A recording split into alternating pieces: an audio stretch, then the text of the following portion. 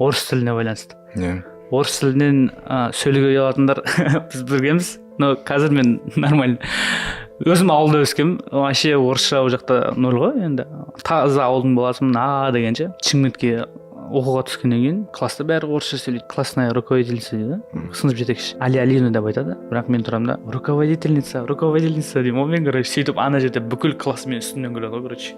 И анау нәрсе менің сол кезден бастап мен уже орысша бір сөз айтпадым ғой. До того анау адамдар болады, орысша сөйлеуге ұяламын, орысша сөйлесем мына адам мен үстімнен күледі деп ойлаймын. Универде тұрамын да назлы орыс группаға түсіп аламын. Сөйтіп ол жерде де орысша сөйлемей жүремін ғой. До того сабақ айтпаймын, сабақ айтамын деп тағы бір үстімнен күлген кәдімгідей ше, мен намысым келіп сөйтіп кейін барып прорабатываться етілді да бұл нәрсе ше. Кейін барып мен уже на русском сейчас я